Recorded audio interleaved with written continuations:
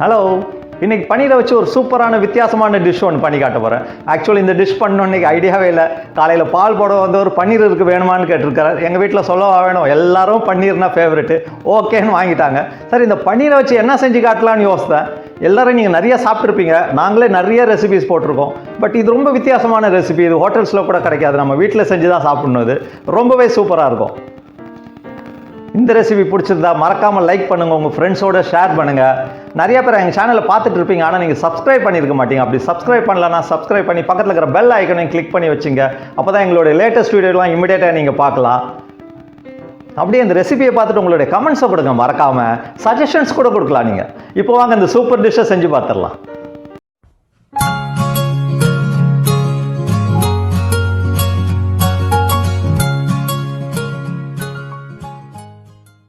பன்னீர் 200 grams,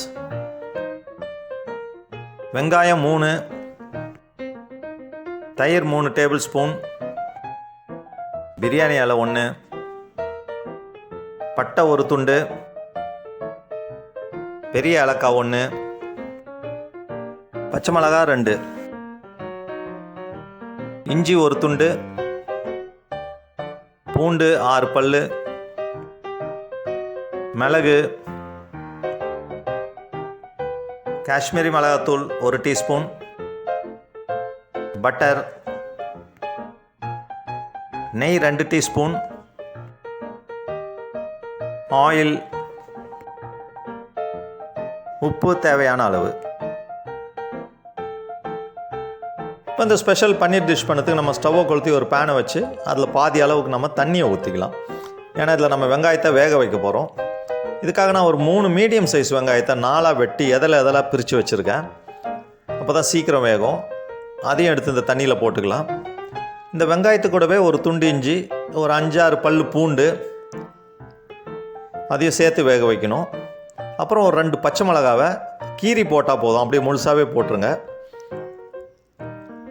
அப்புறம் இது கூடவே கொஞ்சம் ஸ்பைசஸ், அதாவது ஒரு பிரியாணி இலை, ஒரு துண்டு பட்டை, ஒரு பெரிய ஏலக்காய் கிடைக்கலன்னா சின்ன ஏலக்காய் 2 போட்டுங்க. எல்லாத்தையும் கொதிக்க விட்டு இப்போ ஒரு கொதி வந்தோன்னா நம்ம மூடி போட்டு இந்த வெங்காயத்தை வேக விடணும். இந்த மீன் டைம் நான் ஒரு 200 கிராம் பன்னீரை வந்து கியூபிக்கலாக வெட்டி வச்சுருக்கேன். இதில் கொஞ்சம் உப்பை போட்டு நம்ம மேரினேட் பண்ணி வச்சிடலாம். ஏன்னா சில நேரத்தில் பன்னீரில் உப்பு அவ்வளோ சீக்கிரம் இறங்காது.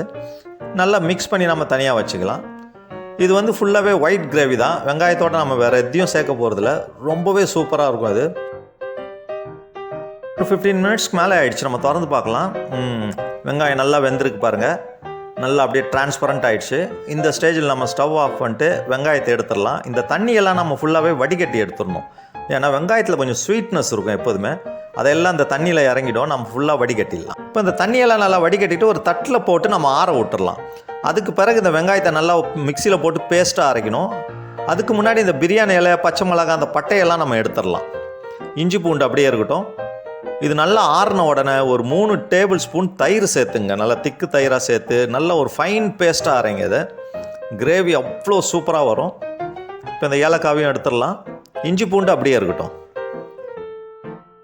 இப்போ நம்ம அடுத்த ஸ்டேஜுக்கு போகலாம். இப்போ ஸ்டவ்வை கொளுத்தி ஒரு பேனை வச்சு அதில் ஒரு 3 to 4 டேபிள் ஸ்பூன் ஆயில் ஊற்றிங்க. ஆயில் நல்லா ஹீட் ஆகட்டும், அது வரைக்கும் வெயிட் பண்ணலாம்.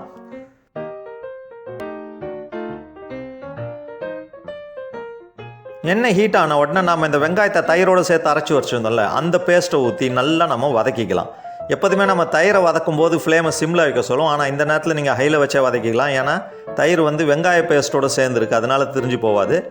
நல்லா வதக்கணும். இதை கிரேவி அவ்வளோ சூப்பராக வரும். ஒயிட் கிரேவியாக இருக்குது பாருங்கள். இப்போ கிரேவி கொஞ்சம் திக்காகும் போது நம்ம தண்ணி கொஞ்சம் சேர்க்கணும். நம்ம அரைச்சி அந்த மிக்சிலேயே கொஞ்சம் தண்ணியை ஊற்றி அலசி அந்த தண்ணியை ஊற்றிக்கலாம். இதை நல்லா அப்படியே திருப்பி நாம் வதக்கி விட்டுக்கலாம். இப்போ இந்த கிரேவி நல்லா கொதிச்சுட்டு இருக்கட்டும். ஃப்ளேமை சிம்மில் வச்சுக்கலாம். சைமல்டேனியஸாக ஒரு பேனை வச்சு நாம் அதில் ஒரு துண்டு பட்டரை போட்டு மெல்ட் பண்ணிக்கலாம். சைட் பை சைடு இந்த கிரேவியும் நல்லா நம்ம கிளறி விட்டுட்டே இருக்கணும், இல்லைன்னா அடி பிடிச்சிரும். பட்டர் நல்லா மெல்ட் ஆன உடனே ஒரு துண்டு இஞ்சியை நல்லா ஜூலியன்ஸாக வெட்டி வச்சுருக்கேன், நீட்டாக. அதை இது போட்டு ஒரு 10 செகண்ட்ஸ் இதில் நல்லா ஃப்ரை பண்ணிக்கலாம். செம்மையாக இருக்கும் இது. இது கூடவே ஒரு டேபிள் ஸ்பூன் பெப்பரை வந்து 1 பாதியமாக அரைச்சி வச்சுருக்கேன். ரொம்ப பவுடராக அரைச்சிடாதீங்க, கோர்ஸாக அரைச்சி அதையும் போட்டு இந்த பட்டரில் நல்லா ஃப்ரை பண்ணிங்கன்னா இந்த ஜிஞ்சருடைய ஃப்ளேவரும் பெப்பர் ஃப்ளேவரும் தூக்கிக்கிட்டு வருது இப்போவே. இதை ஒரு 15 செகண்ட்ஸ் நம்ம சாட்டே பண்ணிவிட்டு இது கூட நம்ம இந்த வெட்டி வச்சுருந்த பன்னீர் இருக்கு இல்லையா, உப்பு போட்டு வச்சுருந்தோம், அதை இதில் கொட்டி நல்லா ஃப்ரை பண்ணிக்கலாம். ஃப்ரைனா ப்ரௌனாக ஃப்ரை பண்ணாதீங்க, ஜஸ்ட்டு சாட்டே பண்ணிட்டு இருங்க கொஞ்ச நேரம். ஏன்னா அந்த இஞ்சி பெப்பரோடைய ஃப்ளேவர் ஏறி வரணும் இந்த பன்னீரில். ஐ திங்க் கிரேவி கூட கொஞ்சம் திக்காகிடுச்சின்னு நினைக்கிறேன், அதையும் ஒரு பார்வை பார்த்துக்கலாம். இந்த கிரேவி திக்கானோடனே இப்போ நான் வந்து க்ரீம் சேர்க்க போகிறேன், ஃப்ரெஷ் க்ரீம். இது வந்து நான் கடையில் வாங்கல, வீட்டில் செஞ்ச க்ரீம். ஏற்கனவே உங்களுக்கு முன்னாடி சொல்லியிருக்கேன். ஒரு ஃபுல் க்ரீம் மில்கை வந்து பாதி காய்ச்சி ஆறின உடனே அதை ஃப்ரிட்ஜில் வச்சு மிக்சிலையோ பிளெண்டர்லையோ போட்டு அடிச்சிங்கன்னா சூப்பரான க்ரீம் கிடைக்கும். இந்த க்ரீமையும் அந்த கிரேவியில் போட்டு நல்லா மிக்ஸ் பண்ணிக்கலாம். இந்த மீன் டைம் பன்னீரும் நல்லா இதாகிடுச்சின்னு நினைக்கிறேன், ஃப்ரை ஆகிடுச்சு. ஸ்டவ் ஆஃப் பண்ணிக்கலாம். இது ரொம்ப ஈஸியான இது ரெசிபி இது. இப்போ இந்த பன்னீர் எடுத்து அப்படியே அந்த கிரேவியில் கொட்டிட வேண்டியது தான். இதில் வேறு எந்த காரமும் இல்லை, வெறும் பெப்பருடைய ஃப்ளேவர் தான் உங்களுக்கு. இது பேரே வந்து பன்னீர் காலிமிர்ச்னா உங்களுக்கு பெப்பரு. சூப்பராக இருக்கும். இந்த பெப்பர் அண்ட் பன்னீர் காம்பினேஷன் ஒரு தடவை சாப்பிட்டு பாருங்கள், ரொம்ப அருமையாக இருக்கும். இப்போ இந்த கிரேவிக்கு ஏற்ற உப்பு மட்டும் போட்டுங்க. பன்னீரில் ஆல்ரெடி நம்ம உப்பு போட்டோம். இதையும் நல்லா மிக்ஸ் பண்ணி இதை ஒரு மூடி போட்டு ஃப்ளேமை சிம்மில் வச்சு ஒரு 5 மினிட்ஸ் வேக விட்டுறலாம். இப்போ 5 மினிட்ஸ் ஆகிடுச்சு, ஓப்பன் பண்ணலாமா? எக்ஸலண்ட்டாக வந்திருக்கு பாருங்கள். இந்த பன்னீர் வாயில் போட்டிங்கன்னா அப்படி கரையும். இது காரம் சாப்பிடாதவங்களுக்கு ஒரு அருமையான டிஷ் இது. நம்ம இதோட வீட்டில் இதுக்கு ஒரு ஃபைனல் டச் ஒன்று கொடுக்க போகிறோம். இப்போது இது பெப்பரோடைய ஃப்ளேவர் அவ்வளோ தூக்கிக்கிட்டு வரும் இதில். இப்போ அதை கார்னிஷ் பண்ணுறதுக்கு நம்ம ஒரு தாளிப்பு கரண்டி வச்சு அதில் 2 டீஸ்பூன் நெய்யை ஊற்றிக்கலாம். இது பேர் தான் ரோகன் வாங்க ஹிந்தியில். ரோகன்னா மேலே அந்த அப்படியே ஆயில் மிதக்கிறது இல்லையா, அது இந்த நான்வெஜ்லேயும் உண்டு, வெஜிடேரியன்லேயும் செய்வாங்க. இப்போ இந்த நெய் ஹீட் ஆன உடனே ஒரு டீஸ்பூன் காஷ்மீரி மிளகாத்தூள் போடுங்க, அதான் காரம் கம்மியாக இருக்கும், நல்ல கலர் இருக்கும். ஸ்டவ்வை இமிடியேட்டாக ஆஃப் பண்ணிவிட்டு நல்லா மிக்ஸ் பண்ணிக்கலாம் அதை. இப்போ இந்த ரோகன் எடுத்து நம்ம இந்த கிரேவி மேலே லைட்டாக அப்படி ஊற்றி விட்டுடலாம். பார்க்குறதுக்கு எப்படி இருக்குது பாருங்கள், சூப்பராக இல்லை? இப்போ நம்ம அரைச்சி வச்சுருந்த அந்த மிளகு தூளியும் மேலே அப்படியே தூவி விட்டு சாப்பிட்டு பாருங்கள். இது வந்து உங்களுக்கு ரெஸ்டாரண்ட் ஹோட்டல்ஸ்லாம் கிடைக்காது, இது நம்ம வீட்டில் செஞ்சு சாப்பிட்டா தான் உண்டு. இதை மோஸ்ட்லி நிறையா பேர் சாப்பிட்ருக்க மாட்டீங்க. இந்த பன்னீர் காலிமிர்ச், பன்னீர் வித் பெப்பர் காம்பினேஷன் அவ்வளோ சூப்பராக இருக்கும். இதை கண்டிப்பாக வீட்டில் ட்ரை பண்ணி சாப்பிட்டுட்டு உங்களுடைய கமெண்ட்ஸை கொடுங்க. இந்த மாதிரி நிறைய ஐட்டம்ஸ் நாங்கள் கொடுத்துட்டுருக்குறோம். நியூ டிஷ்ஷஸ்லாம் உங்களுக்கு நிறையா அப்லோட் பண்ணிக்கிட்டே இருக்கோம். இதெல்லாம் மிஸ் பண்ணாமல் இருக்கிறதுக்கு எங்கள் சேனலை சப்ஸ்கிரைப் பண்ணி பக்கத்தில் இருக்கிற அந்த பெல் ஐக்கனையும் கிளிக் பண்ணி வச்சுங்க. இந்த ரெசிபி பிடிச்சிருந்தா மறக்காமல் லைக் பண்ணுங்கள். அதே நேரத்தில் உங்கள் ஃப்ரெண்ட்ஸுக்கும் ஷேர் பண்ணுங்கள். நான் அடிக்கடி சொல்கிற மாதிரி இந்த ரெசிபியை பார்த்துட்டு நீங்கள் வந்து கமெண்ட் பண்ணுங்கள், அதை படிக்கிறதுக்கு எங்களுக்கு ரொம்ப இன்ட்ரெஸ்டிங்காக இருக்கும். ஓகே வியூவர்ஸ், இன்னொரு நியூ டிஷ்ஷோடு உங்களை மீட் பண்ணுறேன். Until then, good day.